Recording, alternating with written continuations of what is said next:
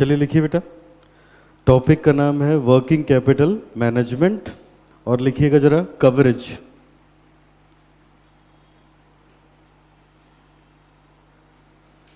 Coverage coverage में लिखिए सबसे पहले unit 1 introduction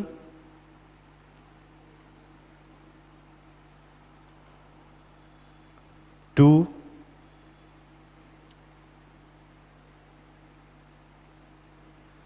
working capital management, unit 2 treasury and cash management,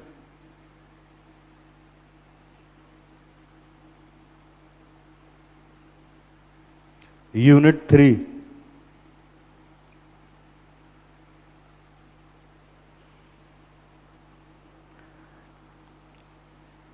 management of inventory,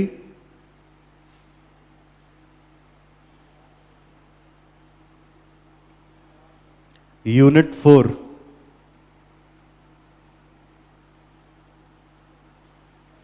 management of receivable,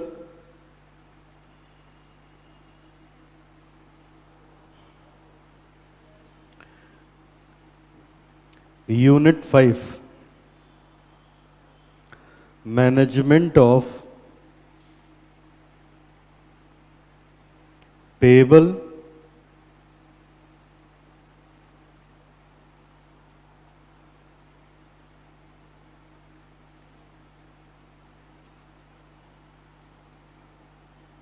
unit 6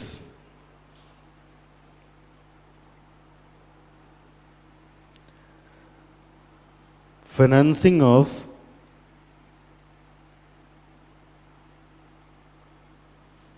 working capital,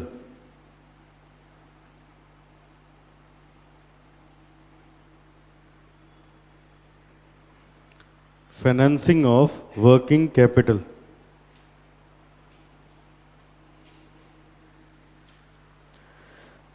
इसमें हम लोग सबसे पहले शुरू करने जा रहे हैं यूनिट 1 जिसका नाम है introduction to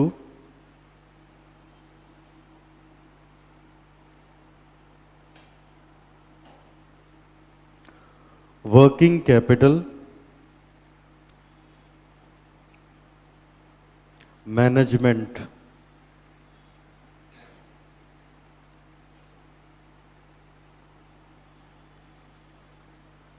introduction to working capital management.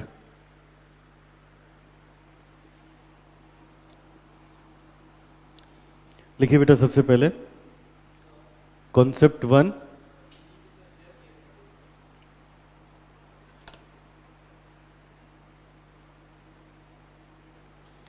लिखिए।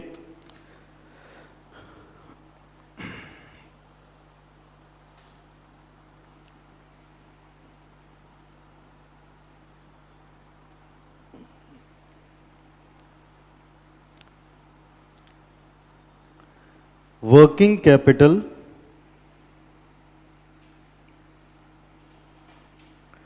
is difference between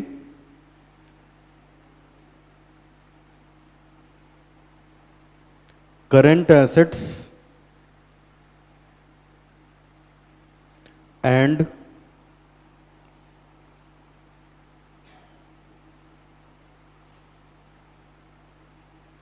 current liabilities।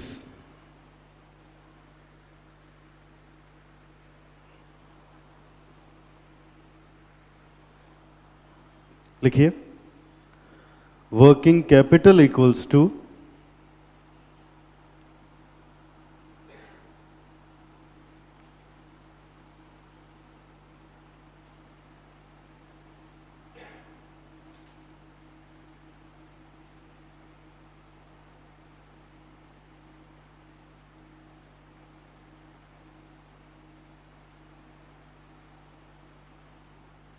Current assets minus current liabilities.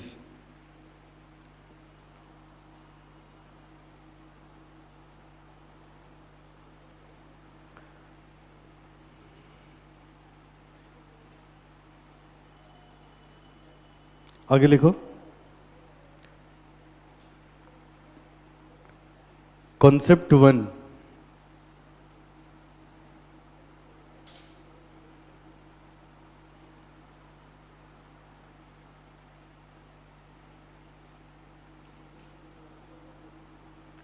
Meaning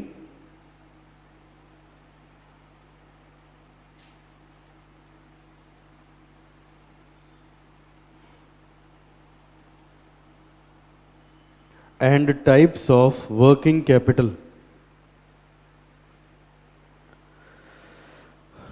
meaning and types of working capital.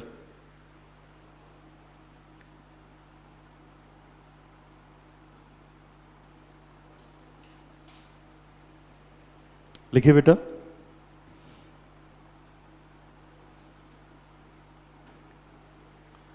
Working capital means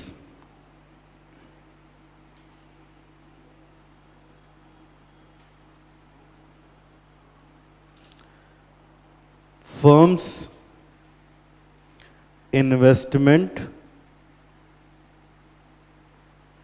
in current assets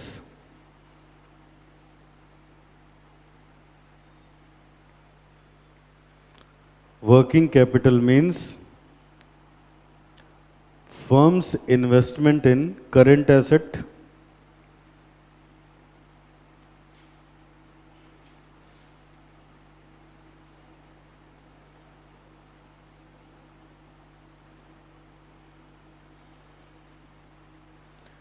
types of working capital में एक diagram बनाएंगे।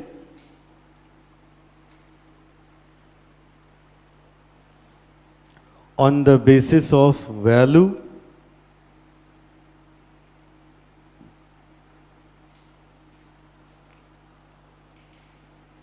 on the basis of time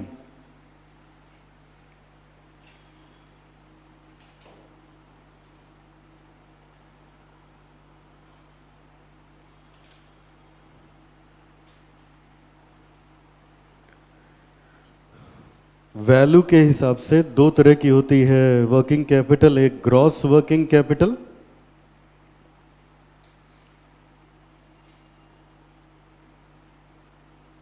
और एक होती है बेटा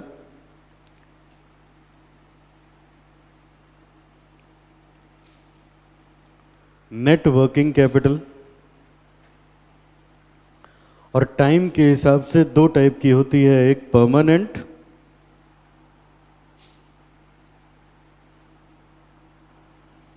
working capital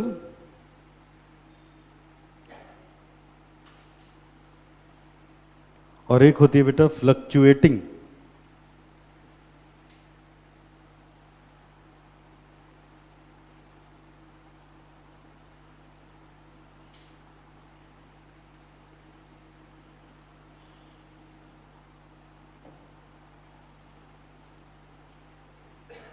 working capital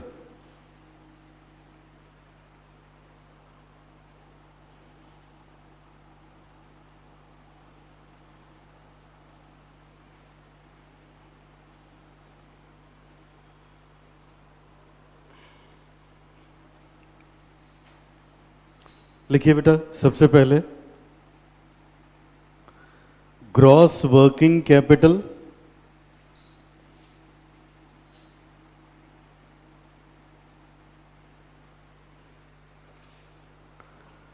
gross working capital लिखिए इसमें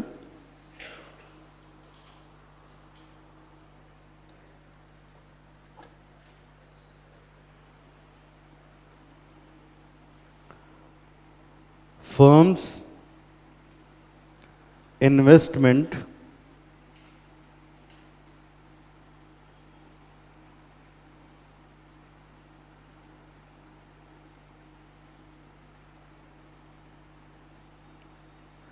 in current asset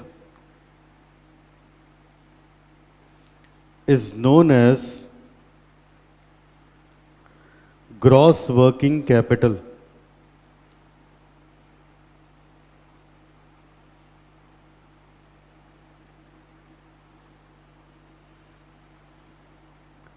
आगे net working capital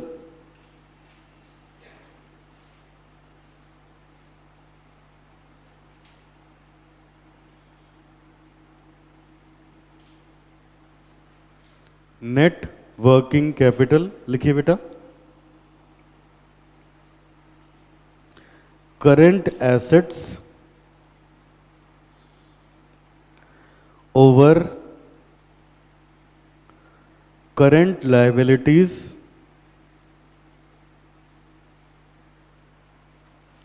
is known as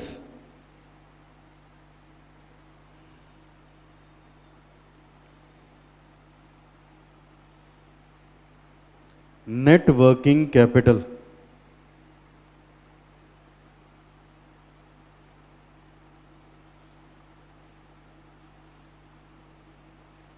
Working capital equals to current asset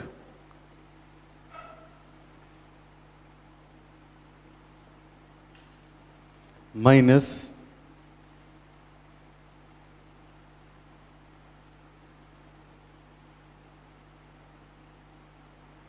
current liabilities.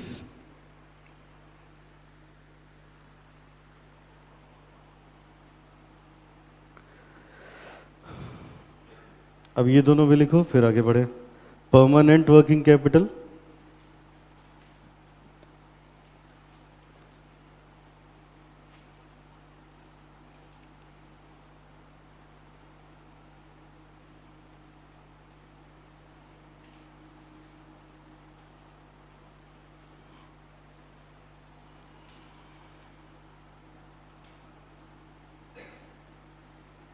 लिखिए बेटा इसमें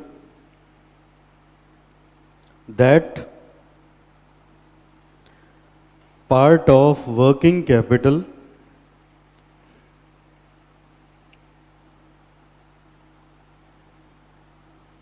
which is required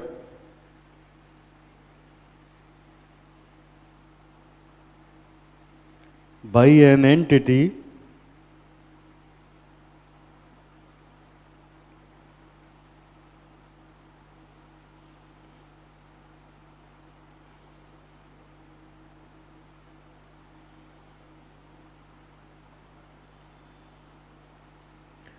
which is equal to minimum investment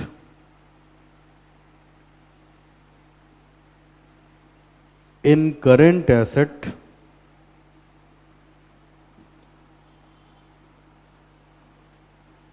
all the times is called permanent working capital.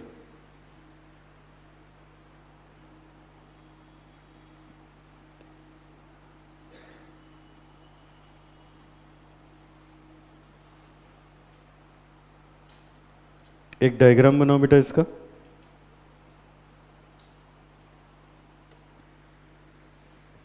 या ना बनाया हो तो रुक जाओ, दूसरा लिख लो, और अगर लिख दिया हो तो ऐसे छोड़ दो। चलो अब नीचे टेम्परोरी लिखेंगे, फिर दोनों एक में ही बनाएंगे। लिखिए टेम्परोरी या फ्लक्चुएटिंग वर्किंग कैपिटल।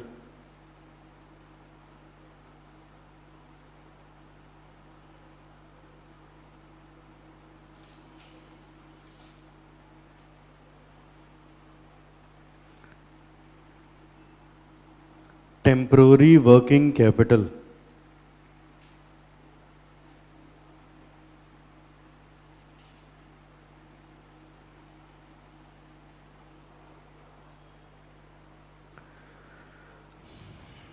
या इसी को बोलते हैं बेटा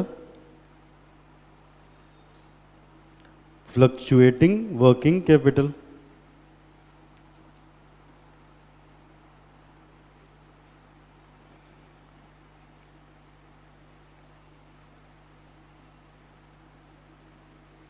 लिखिए इसमें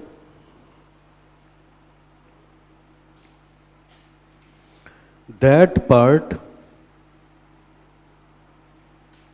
of total working capital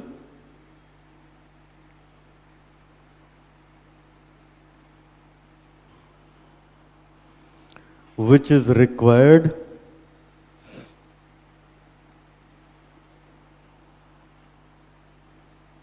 by an entity in addition to permanent working capital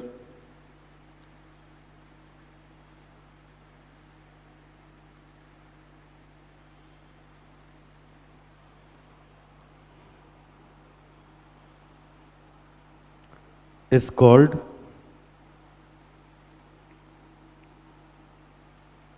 variable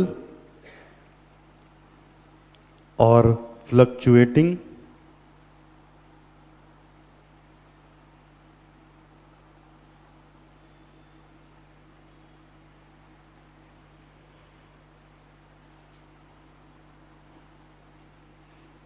or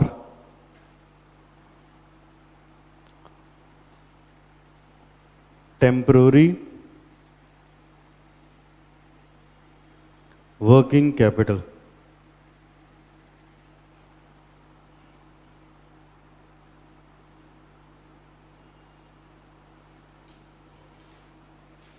diagram बनाइए बेटा.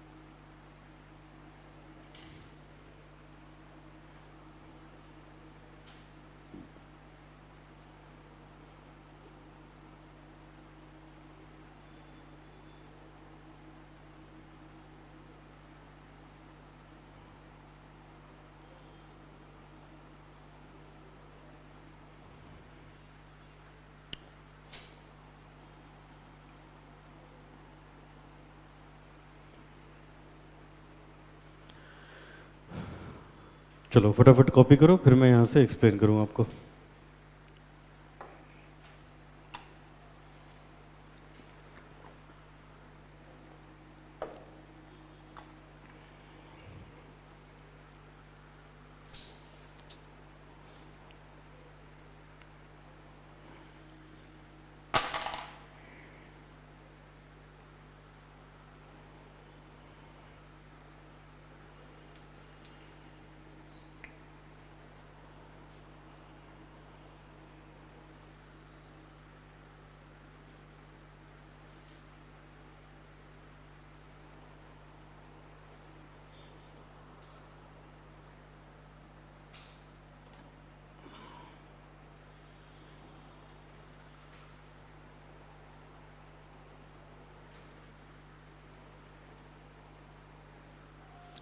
चलिए स्क्रीन पे देखिए.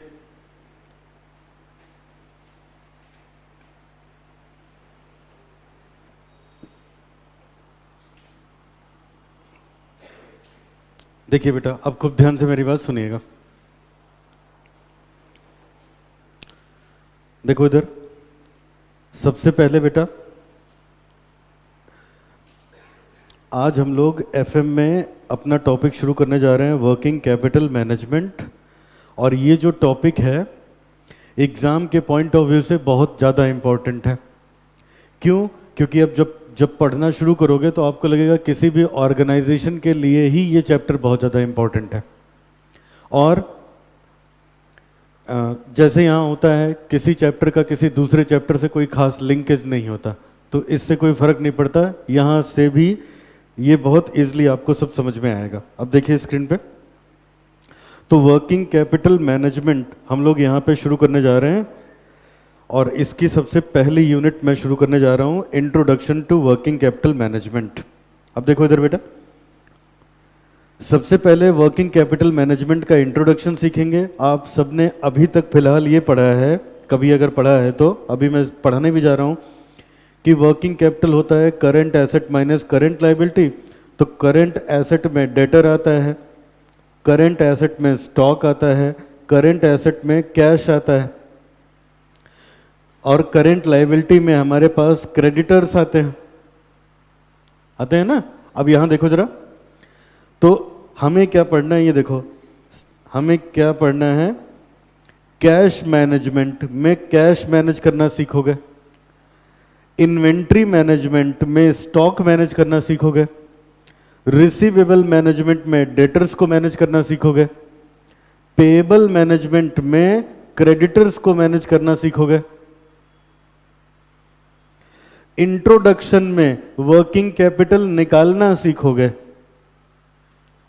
और फाइनेंसिंग में ये पता करोगे कि वर्किंग कैपिटल के लिए लोन कहां से लें, शॉर्ट टर्म या लॉन्ग टर्म।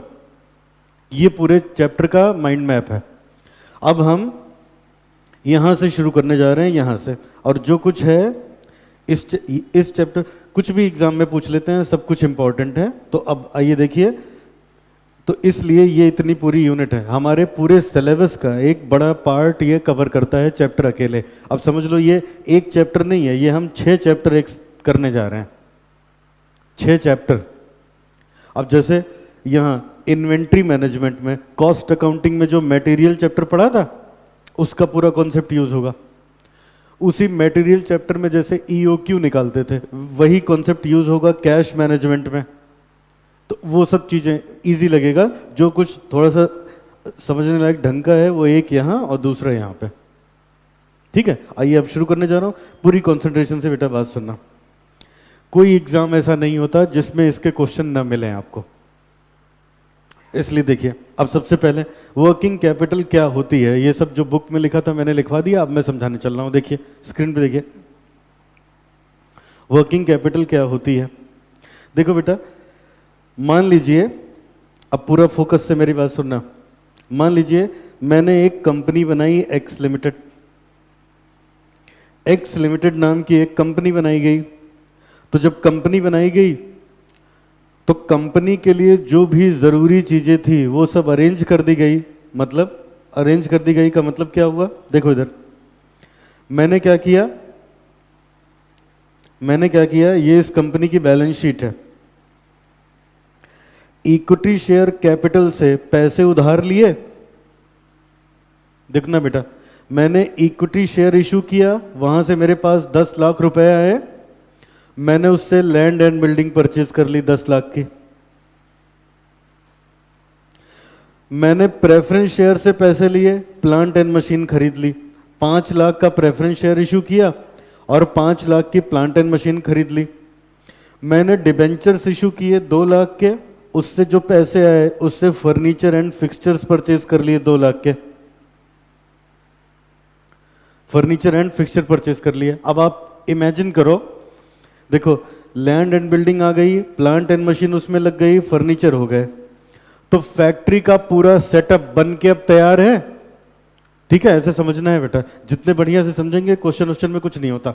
देखो सेटअप बन के तैयार है, अब मैंने एम्प्लॉय हायर किए, मैंने कहा शुरू करो फैक्ट्री। ये पेन बनाना शुरू करना था, हमने कहा अब तो सब रेडी हो गया है, फटाफट पेन का प्रोडक्शन शुरू करो, पेन का प्रोडक्शन शुरू करो और बेचो। अब बेटा मेरी कंपनी के एम्प्लॉय आके कहते हैं सर ऐसा है, आपने जितने पैसे लगाए कंपनी में उससे कंपनी का सेटअप बन के तैयार है। हमने कहा तो फिर?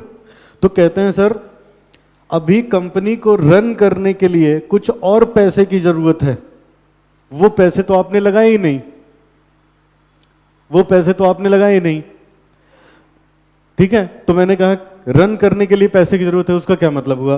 अब वो मुझसे कहते हैं सर कुछ स्टॉक रखना पड़ेगा रॉ मटेरियल का, फिनिश्ड गुड्स का, बना के, सब तुरंत तो बिक नहीं जाएगा। मैंने कहा लगभग कितने का स्टॉक रखना पड़ेगा? कहते हैं जिस इंडस्ट्री में है हमारी कैपेसिटी के हिसाब से 3 लाख का हमें स्टॉक रखना पड़ेगा। मैंने कहा अच्छा, और? कहते हैं सर कुछ कैश पड़ा रहना चाहिए जरूरत के लिए, 1 लाख कैश की रिक्वायरमेंट है। मैंने कहा और? वो कहते हैं डेटर, सब बच्चे देखो, डेटर्स। वो कहते हैं हमारे जितने कॉम्पिटिटर्स हैं वो सब क्रेडिट पे सेल करते हैं, तो ये पेन अगर क्रेडिट पे बेचना होगा तो बनाने के लिए तो अपनी जेब से ही पैसा लगाना पड़ेगा ना। अपनी जेब से पैसा लगा के बनाएंगे, उधार पे बेच देंगे, जब 1 महीने 15 दिन बाद जो भी क्रेडिट पीरियड होगा उसके बाद जब पैसा मिलेगा तब पेमेंट होगी। तो कहते हैं डेटर्स को जो बेचेंगे उसके लिए 5 लाख चाहिए, 5 लाख चाहिए। तो मैंने कहा समझना बेटा, पूरे कॉन्सेप्ट से कर रहे हैं हम लोग। तो मैंने कहा अच्छा इसका मतलब अभी 9 लाख रुपए और चाहिए, 9 लाख रुपए और चाहिए। मैंने कहा ये बताओ ये वन टाइम चाहिए या हमेशा चाहिए? वो कहता है नहीं ये हमेशा चाहिए। तो अब समझो बेटा, देखो एक बिजनेस ऑपरेट करने के लिए हमें 2 तरह के कैपिटल की जरूरत होती है। एक जो कैपिटल लगा के हम बिजनेस शुरू करते हैं, दूसरा जो बिजनेस की रोजमर्रा की जरूरतों को पूरी करती है उसको हम बोलते हैं वर्किंग कैपिटल। और जो पैसे लगा के हम बिजनेस शुरू करते हैं उसको हम क्या बोलते हैं? कैपिटल। तो व्हाट इज वर्किंग कैपिटल? हम कुछ रट नहीं रहे, हम समझ रहे हैं व्हाट इज वर्किंग कैपिटल। तो कहते हैं बेटा वर्किंग कैपिटल का क्या मतलब हुआ? वर्किंग कैपिटल का मतलब हुआ बिजनेस की डे टू डे नीड्स को पूरा करने के लिए, बिजनेस की रोजमर्रा की जरूरतों को पूरा करने के लिए जितने पैसे की जरूरत पड़ती है हम उस पैसे को बोलते हैं वर्किंग कैपिटल। बात समझ में आई? फॉर एग्जाम्पल ऐसे समझो, आपने यहां पे एडमिशन लिया, आपने यहां पे फीस दी, that is your one time investment, can be compare to capital. घर से रोज आना है, खाने पीने का बाहर का खर्चा है, कॉपी किताब का रजिस्टर का कुछ खर्चा है, तो वो रोजमर्रा की हमारी जरूरतें हैं, can be considered as working capital. बात समझ में आई? तो हम यहां पे ये चीज पढ़ने जा रहे हैं कि वर्किंग कैपिटल क्या है, ये चैप्टर आखिर क्यों इतना जरूरी है। एक बहुत बड़ी ऑर्गेनाइजेशन अगर ये ना समझ पाए कि उसको अपना business day to day run कराने के लिए कितने पैसे की जरूरत है, तो फिर बेटा अगर मान लो 9 लाख रुपए चाहिए बिजनेस रन कराने के लिए रोजमर्रा के लिए, और 9 लाख नहीं है, तो फिर कहीं ना कहीं कटौती करोगे। मान लो डेटर्स में कटौती करी, तो इसका मतलब जो सामान खरीदने के लिए कोई तैयार है उधार पे, लेकिन मेरे पास है नहीं, तो नुकसान अपना हो रहा है। बोलिए, हमने स्टॉक कम रखा है तो उससे प्रॉब्लम हो सकती है ना, अचानक से कोई डिमांड आई तो हम उसको पूरा नहीं कर पाएंगे, तो हमें ये पैसा रखना पड़ेगा। तो हर कंपनी को ये जानना बेहद जरूरी है कि उसकी कंपनी के डे टू डे नीड्स को पूरा करने के लिए कितने पैसे की जरूरत है। अगर इसको ढंग से इवैल्यूएट नहीं किया, मान लो इनका 9 लाख का था, किसी ने इसको 6 लाख इवैल्यूएट कर दिया, तो ये 6 लाख का अरेंजमेंट करेंगे, तो अपने रिसोर्सेज को हम ऑप्टिमम यूटिलाइज नहीं कर पाएंगे। बताओ बेटा। और मान लो 9 लाख चाहिए, किसी ने 12 लाख इसको या 10 लाख एस्टिमेट कर दिया, तो जरूरत तो 9 ही लाख की है ना। जब 10 अगर कोई बताएगा 10 लाख चाहिए, तो कंपनी तो 10 लाख का अरेंजमेंट करेगी ना कहीं से। जवाब दीजिए बेटा। अच्छा, 10 लाख का अरेंजमेंट कर लोगे, जरूरत 9 लाख की है, तो 1 लाख रुपीज आपके वेस्ट होंगे। कभी भी ऐसे होता है जितने पैसे की जरूरत है उससे ज्यादा मिलता है तो फालतू ही तो खर्च होता है। ये तो कंपनी है, मान लो फालतू खर्च नहीं होगा, इंटरेस्ट तो देना पड़ेगा उस पर। बात समझ आई? तो देखो, तो एक बार फिर से समझते हैं। एक बिजनेस को चलाने के लिए 2 तरह के कैपिटल की आवश्यकता होती है। नंबर 1, जो पैसे लगा के हम बिजनेस शुरू करते हैं, that is one time investment, या वो रोजमर्रा की जरूरत नहीं है, टाइम टू टाइम इन्वेस्ट करना पड़ता है, that is known as capital. लेकिन अपने बिजनेस की रोजमर्रा की जरूरतों को पूरा करने के लिए हमें जितने पैसे की जरूरत पड़ती है that is known as working capital.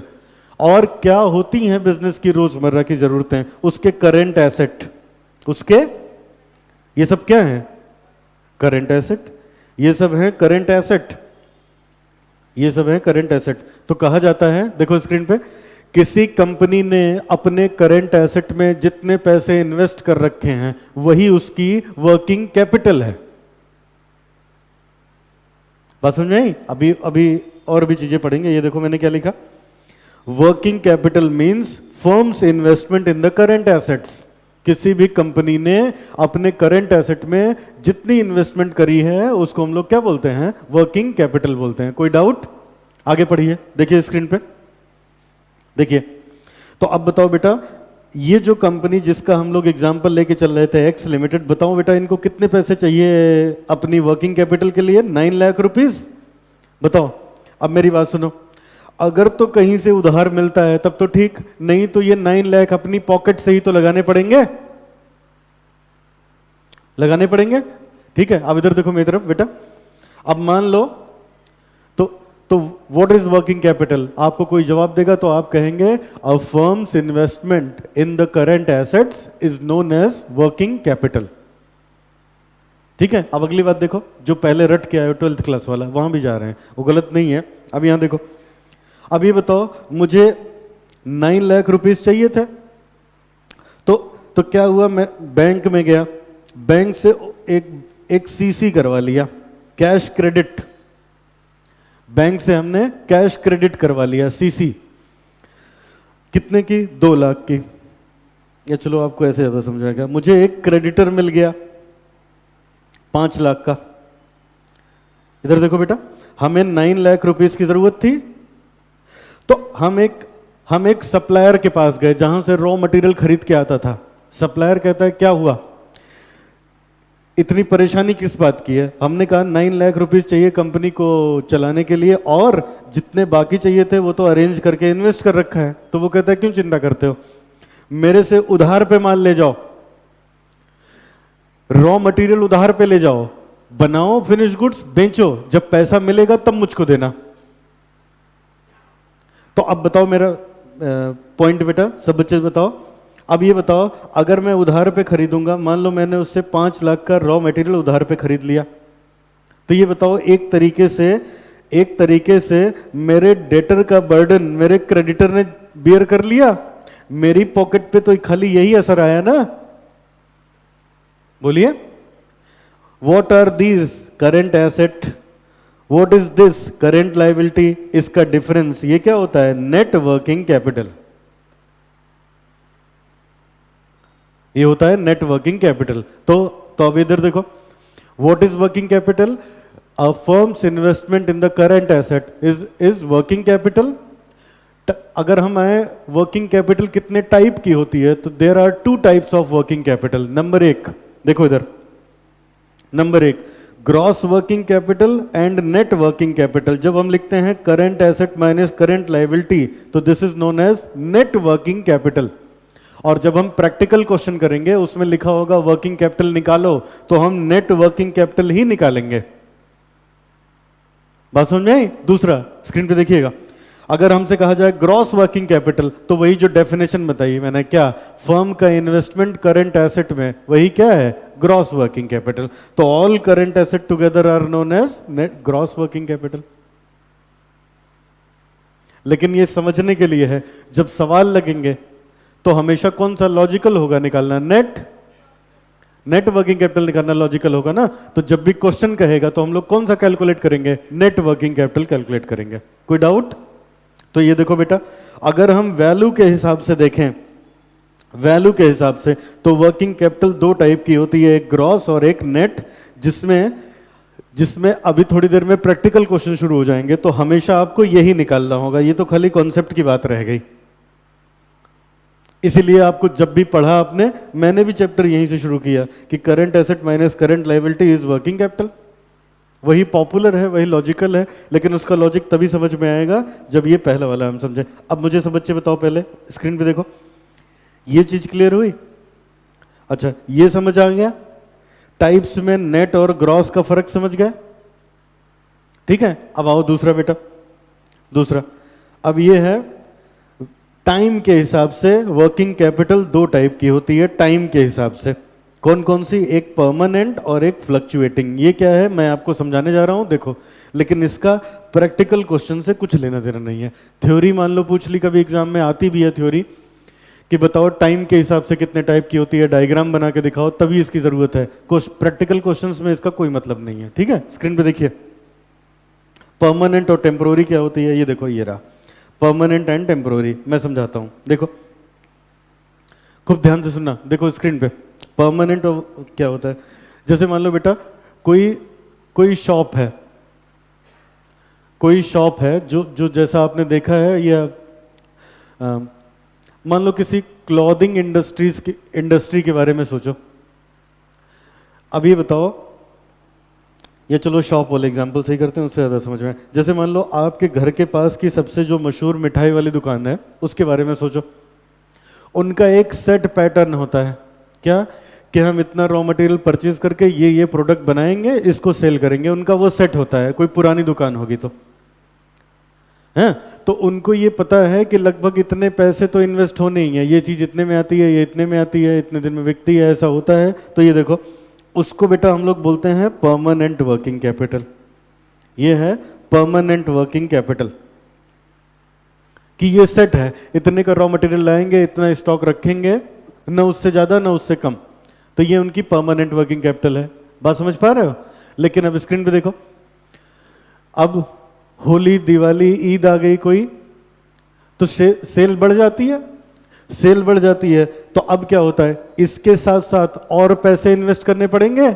तो ये देखो, वो इसके ऊपर होगी सेल के हिसाब से, कभी कम कभी ज्यादा। तो इसको हम क्या बोलते हैं? Fluctuating working capital.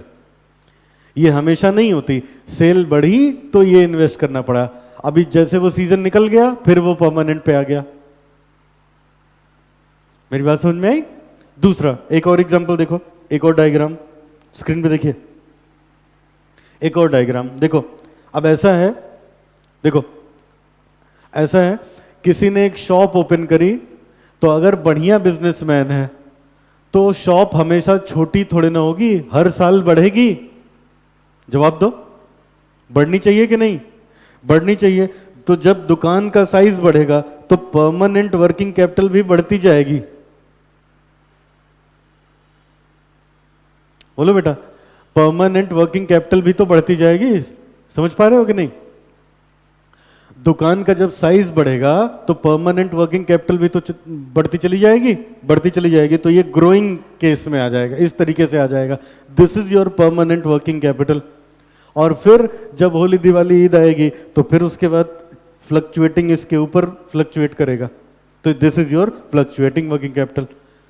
बात समझ में आई? तो इसके दो डायग्राम बनते हैं। ये रहा, ये परमानेंट है और ये टेम्पोररी, ये परमानेंट है और ये टेम्पोररी। तो डायग्राम बना के हमने सीख लिया। अब परमानेंट क्या है? जो हमेशा बिजनेस में एक अमाउंट इन्वेस्ट रहना ही रहना है, वो क्या है? परमानेंट। और फेस्टिव सीजन में हर कोई अपने दुकान का स्टॉक बढ़ा देता है। क्यों बढ़ा देता है? क्यों बढ़ा देता है? क्योंकि उसको पता है सेल बढ़ने वाली है। तो उसको हम लोग क्या बोलते हैं? Temporary working capital. कोई डाउट? अब आओ इतना रिवाइज करते हैं, क्योंकि अब धीरे धीरे क्वेश्चन शुरू करना है। क्या बताया मैंने? देखो स्क्रीन पे, अपने बिजनेस को चलाने के लिए हमें अब दूसरे तरीके से बता रहा हूं। देखो, देखिए, अपने बिजनेस को चलाने के लिए हमें दो तरह की कैपिटल की जरूरत पड़ती है। एक वन टाइम इन्वेस्टमेंट, एक वन टाइम इन्वेस्टमेंट। दूसरा, अपनी रोजमर्रा की जरूरतों को पूरा करने के लिए हमें कुछ एक्स्ट्रा पैसे चाहिए होते हैं, जिसको हम लोग बोलते हैं वर्किंग कैपिटल। जो वन टाइम इन्वेस्टमेंट है वो क्या है? कैपिटल। जो रोजमर्रा की जरूरतें हैं उसके लिए क्या है? Working capital. ठीक है? अच्छा, अब देखो बेटा, ये चैप्टर क्यों पढ़ना जरूरी है और इतने यूनिट्स में क्यों बांट दिया गया? मुझको एक बात बताओ, वर्किंग कैपिटल में जो पैसे लगाएंगे वो तो फटाफट रिकवर हो जाएंगे ना। उसमें क्या होता है? पैसा लगाया, मिला, फिर लगाया, फिर मिला, फिर लगाया, फिर मिला। बताओ बेटा, होता है कि नहीं ऐसे? तो जानते हो बेटा, वर्किंग कैपिटल के लिए जितने पैसे चाहिए होते हैं, इसको हम जब उधार लेते हैं तो शॉर्ट टर्म के लिए लेते हैं। हमेशा शॉर्ट टर्म फाइनेंसिंग से वर्किंग कैपिटल के पैसे अरेंज करे जाते हैं, और फिक्स्ड एसेट के पैसे हमेशा लॉन्ग टर्म इन्वेस्टमेंट से करे जाते हैं, लॉन्ग टर्म लाइबिलिटी से। लॉन्ग टर्म लाइबिलिटी से फिक्स्ड एसेट्स क्रिएट किए जाते हैं, शॉर्ट टर्म लाइबिलिटी से करंट एसेट्स क्रिएट किए जाते हैं। तो जब ये पता होगा तभी तो उधार लेने जाएंगे। तो ये देखो आखिरी यूनिट क्या पढ़ी, फाइनेंसिंग ऑफ वर्किंग कैपिटल। निकल तो गई वर्किंग कैपिटल, अब कहां से उसका पैसा कहां से अरेंज करें? तो कुछ तो क्रेडिटर दे देगा, कुछ बैंक ओवरड्राफ्ट हो गया, कुछ सीसी हो गई, और कहां कहां से लेके आए? बात समझ आई? अच्छा, तो अब बताओ वर्किंग कैपिटल कितने टाइप की हुई? दो को क्या क्या? एक वैल्यू के हिसाब से ग्रॉस और नेट, टाइम के हिसाब से परमानेंट एंड टेम्पोररी। क्या है परमानेंट? जो एक अमाउंट जो बिजनेस में हमेशा इन्वेस्टेड है वो क्या है? परमानेंट। और फेस्टिव सीजन्स में जो बढ़ जाता है वो क्या है? फ्लक्चुएटिंग। और all current assets together are known as gross working capital. Current assets over current liability is known as net working capital. Question के में हमेशा क्या कैलकुलेट करोगे? Net working capital. थ्योरी के लिए ये सब ठीक है, क्वेश्चन में जब भी वर्किंग कैपिटल लिखेगा तो we will always calculate net working capital. कोई डाउट? आगे बढ़िए।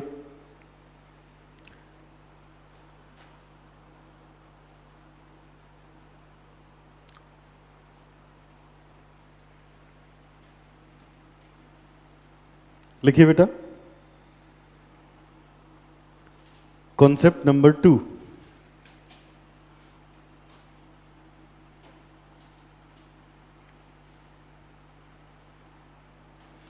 Concept number 2,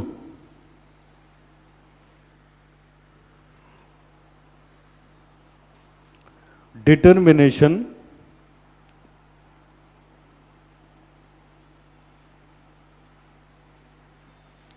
of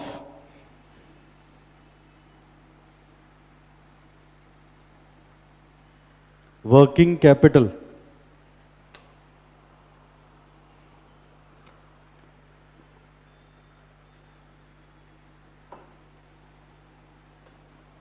determination of working capital.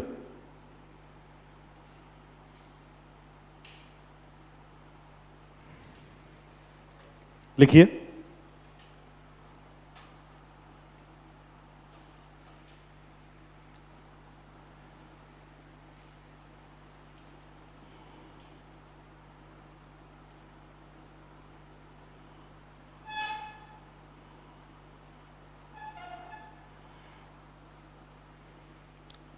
बेटा डिटर्मिनेशन की जगह लिखो approaches, approaches of working capital.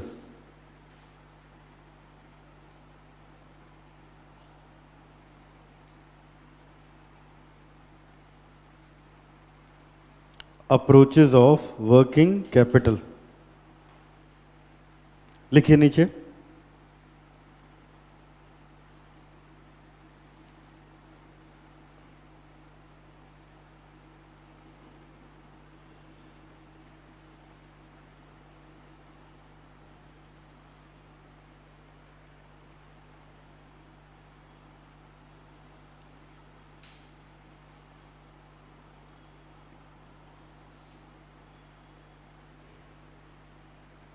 पहला aggressive,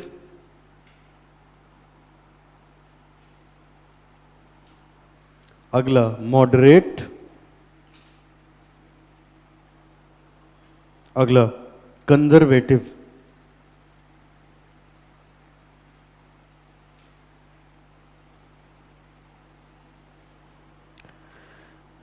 aggressive, moderate and conservative. पहला लिखिए,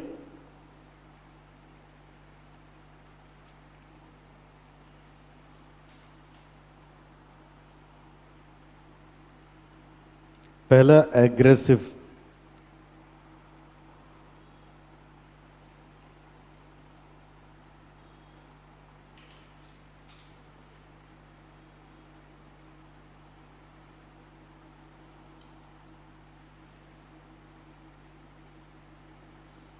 चलो अब इधर देखो, मैं जरा एक्सप्लेन कर दूं फिर इसको, चलो लिखिए, लो लिखिए।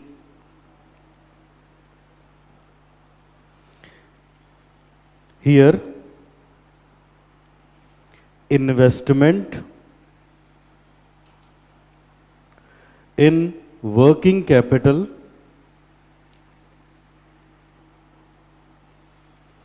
is kept at minimum investment.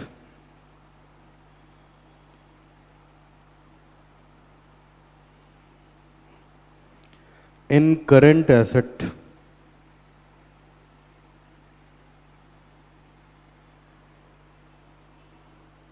which means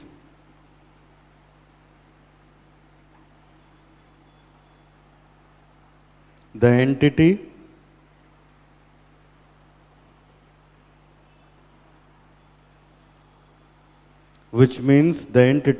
does not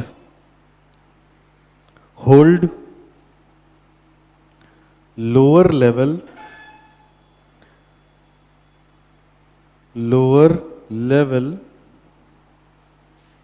of inventory, follow strict credit policy,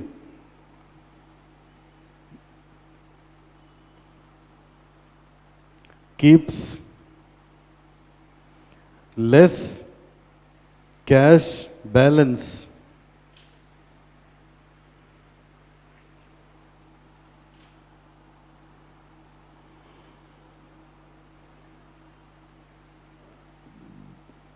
the advantage of this approach is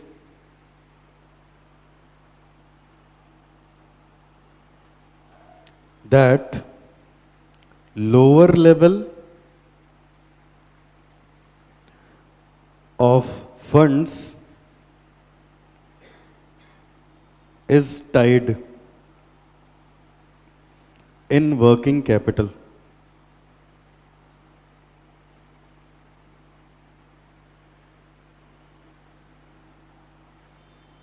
आगे लिखिए conservative,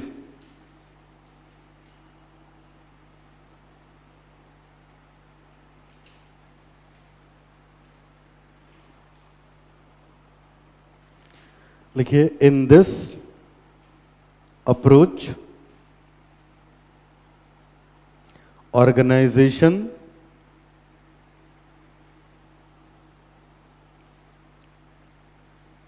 choose to invest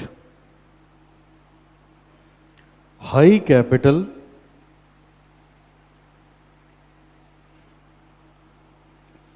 in current asset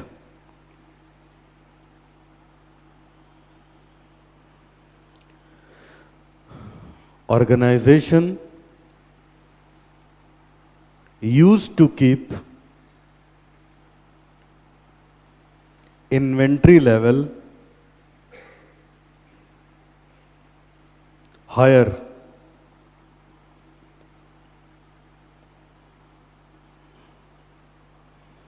follows liberal credit policy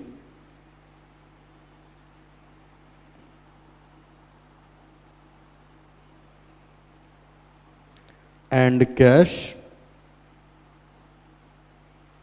balance as high as to meet current liabilities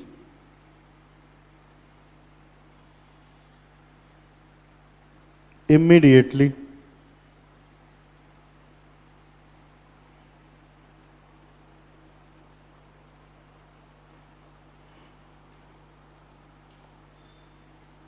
अगला moderate,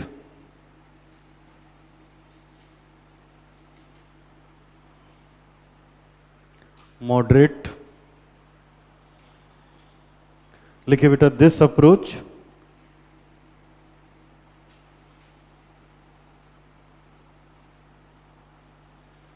is in between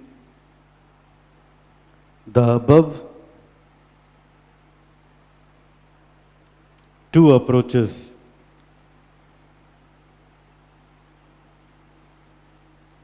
Under this approach,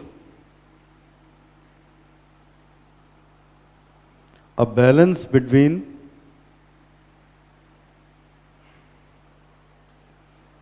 the risk and return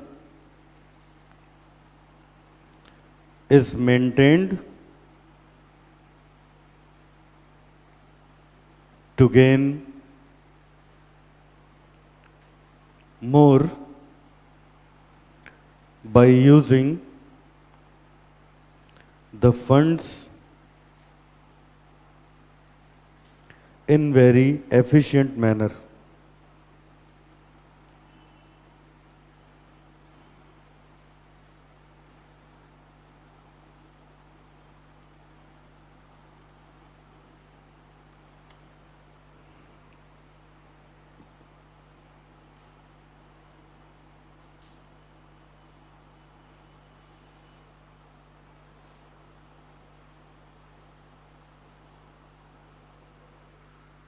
ठीक है, देखिए screen पे, अब देखो बेटा,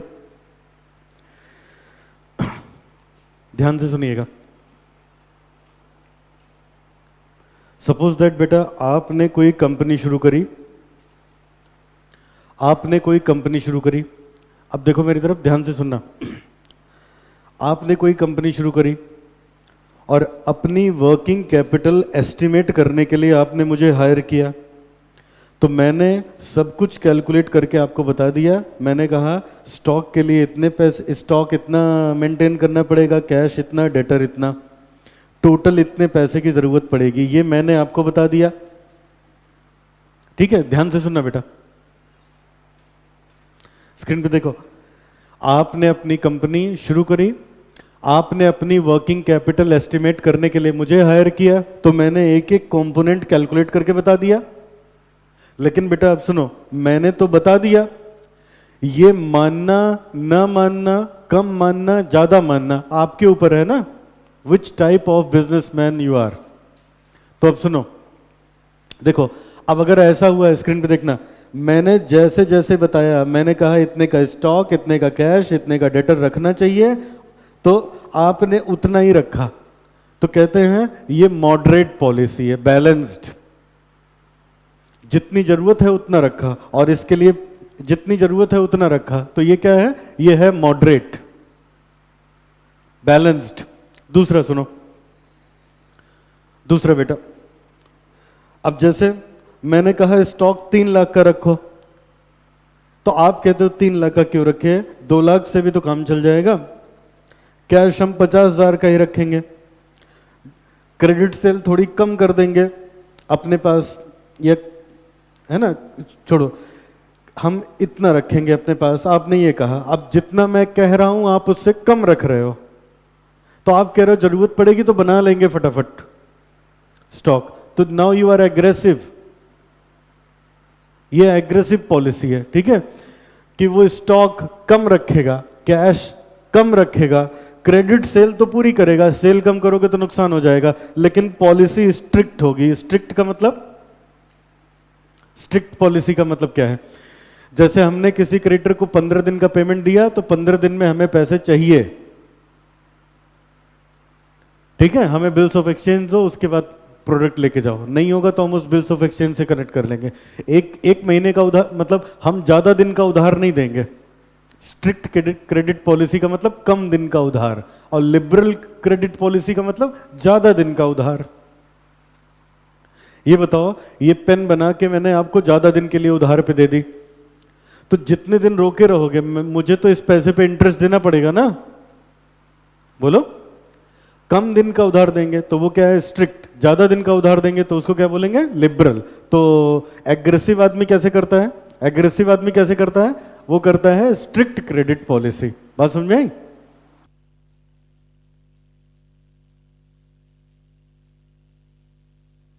इसके बाद दूसरा, तो ये देखो स्ट्रिक्ट में क्या लिखा हम लोगों ने, स्क्रीन पे एग्रेसिव में ये देखो हम लोगों ने क्या लिखा, Here investment in working capital is kept at minimum. Investment in current asset, which means entity does hold lower. बेटा यहाँ मैंने गलती से नॉट लिखवा दिया था, देखो लिखा तो नहीं हो, हम तो हटा दिए थे। है नॉट लिखा है तो हटा दो बेटा, नॉट नहीं होगा, केवल डज होगा, नॉट हटा दो, डज होल्ड।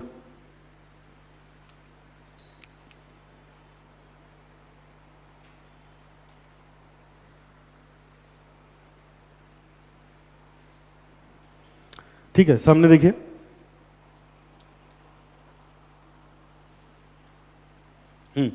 तो यहां क्या है, यहां करंट एसेट में इन्वेस्टमेंट मिनिमम लेवल पे रखा जाता है, मिनिमम लेवल पे। तो जो अपने करंट एसेट में इन्वेस्टमेंट कम से कम रखे वो अग्रेसिव आदमी है, और जो ज्यादा से ज्यादा रखे वो कंजर्वेटिव है, वो डरता है कि स्टॉक कम बढ़ गया तो, है ना। जो ज्यादा से ज्यादा रखे जितना, तो वो क्या है, वो कंजर्वेटिव है, और जो कम से कम रख रहा है वो क्या है, एग्रेसिव। और जो बैलेंस किए हुए है वो कौन है, मॉडरेट। ठीक है, तो वर्किंग कैपिटल तो हम एस्टिमेट करके किसी को दे देंगे, उसको मानना ना मानना ये कंपनी के ऊपर है, वो किस तरह की पॉलिसी अडॉप्ट करते हैं। बोलो यहां तक ठीक है। अब आगे बढ़ते हैं बेटा क्वेश्चंस की तरफ, लिखिए आगे।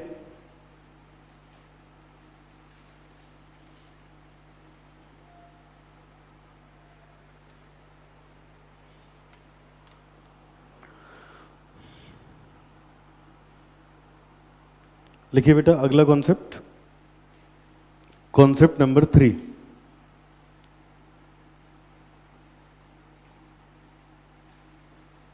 Estimation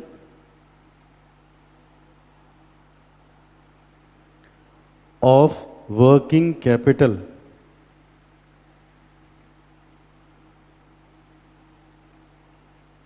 estimation of working capital.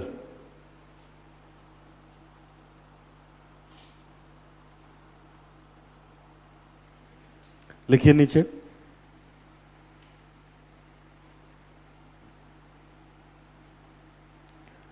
Estimation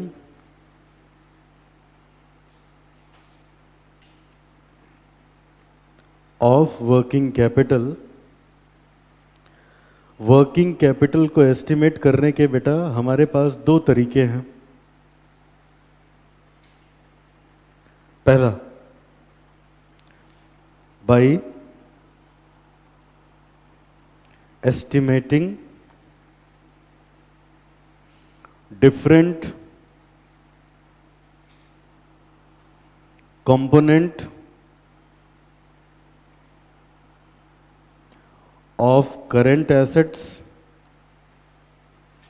and current liabilities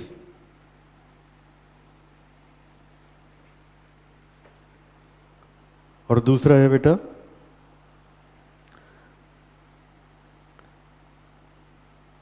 estimation of working capital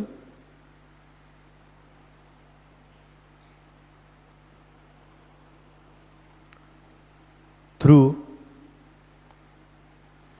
operating cycle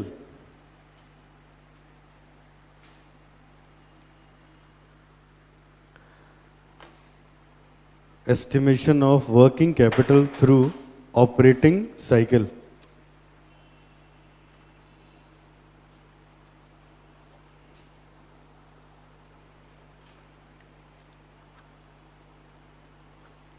ठीक है, तो अब देखो इधर, अब बारी आ गई एस्टिमेशन। एस्टिमेशन का मतलब हो गया कैलकुलेशन।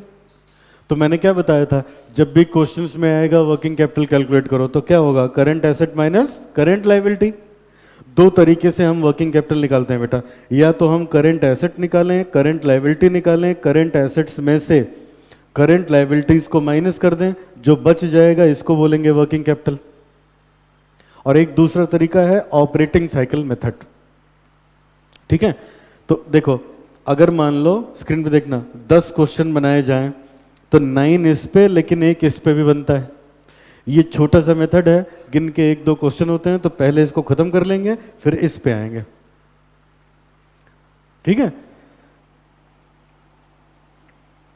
आइए अब लिखिए, पहली वाली हेडिंग डाल लो। अगला कॉन्सेप्ट होगा कॉन्सेप्ट नंबर 4,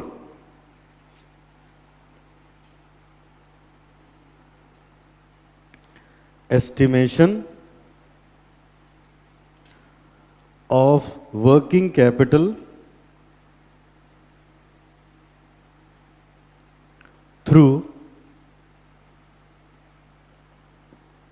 ऑपरेटिंग साइकिल।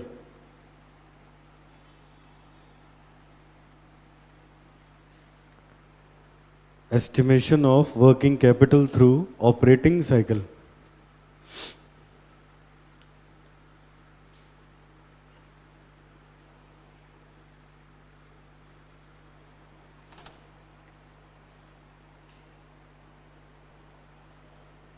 चलो अब लिखो इसमें, estimation of working capital through operating cycle. लिखिए बेटा।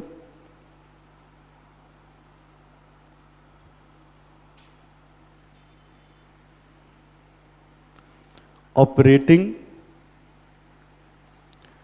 Cycle equals to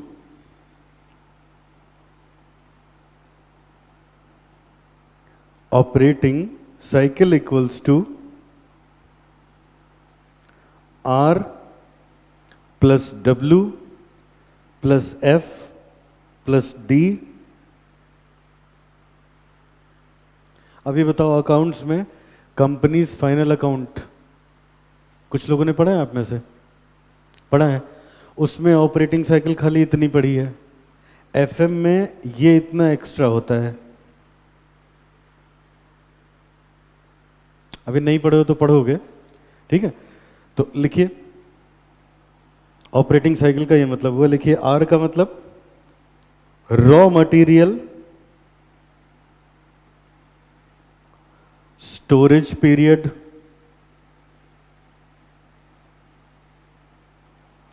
W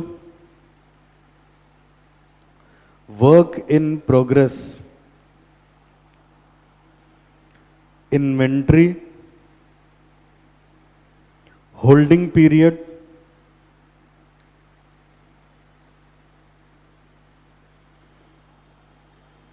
D का मतलब है डेटर्स और receivables collection period,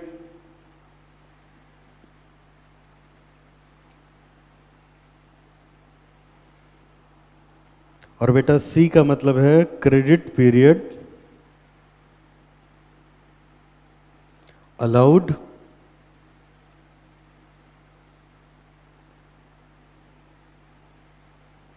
bye suppliers.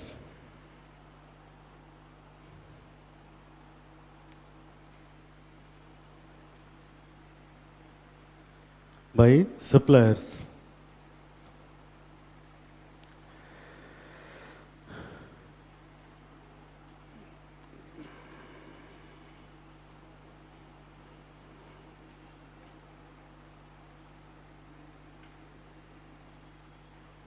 एक डायग्राम बना लो, बड़ा पॉपुलर डायग्राम है इसमें।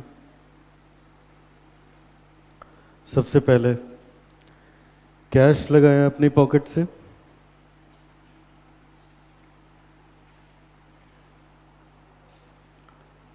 Raw material,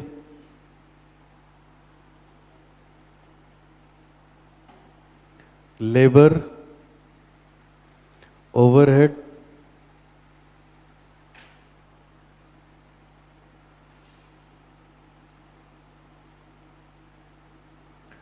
work in progress,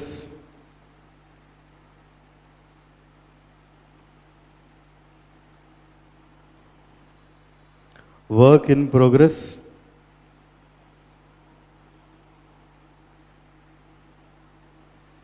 stock,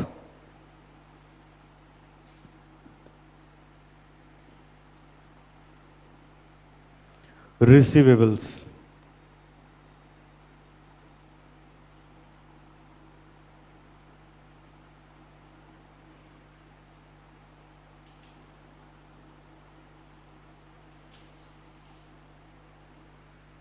receivables.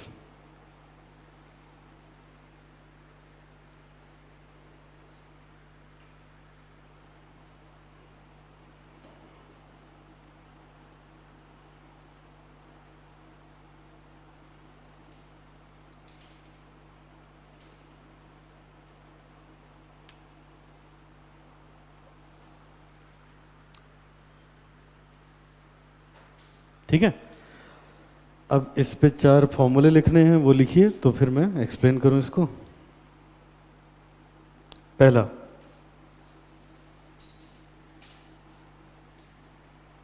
Where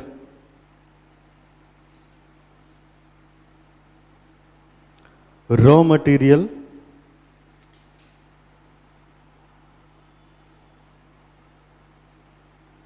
storage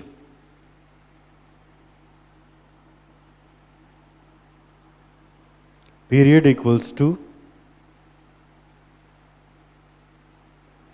average stock of raw material divided by average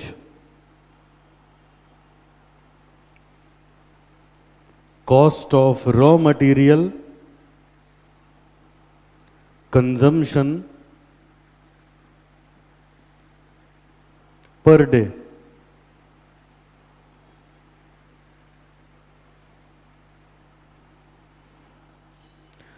WIP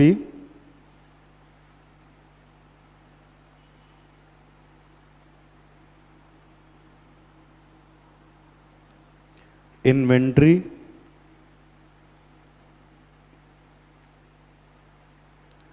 holding period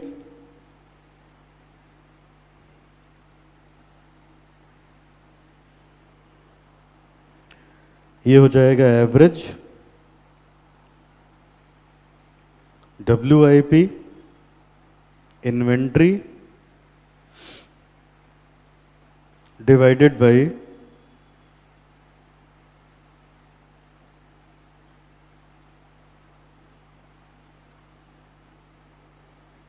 average cost of production per day.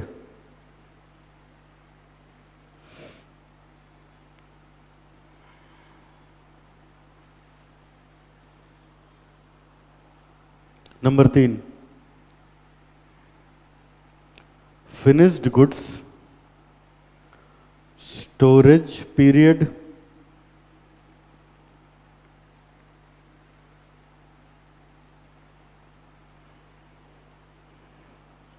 Average stock of finished goods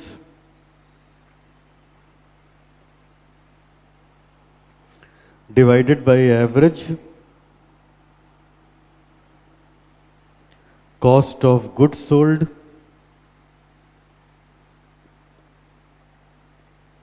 per day।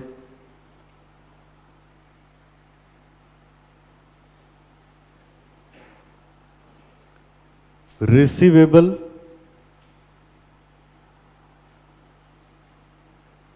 या debtor collection period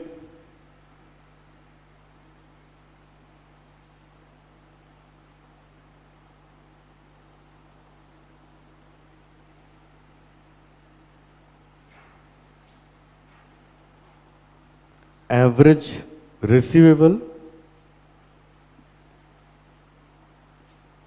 divided by average credit sale per day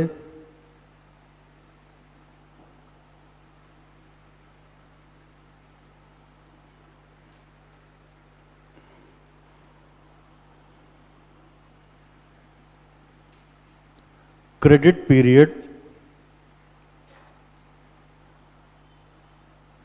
allowed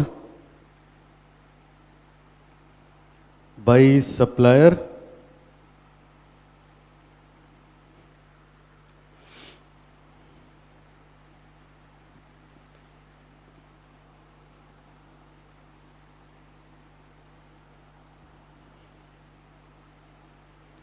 average payable divided by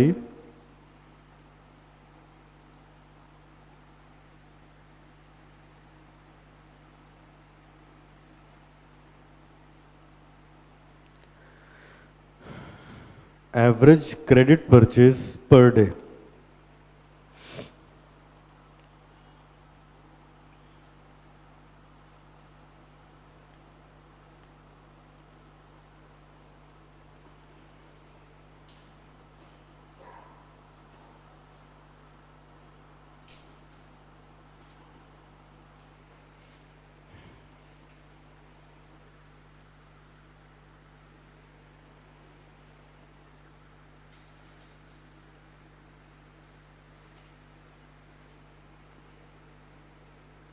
ठीक है, अब देखिए जरा ये operating cycle क्या होती है बेटा, पहले ये समझ लो फिर क्वेश्चन कैसे लगेगा वो तो देखेंगे।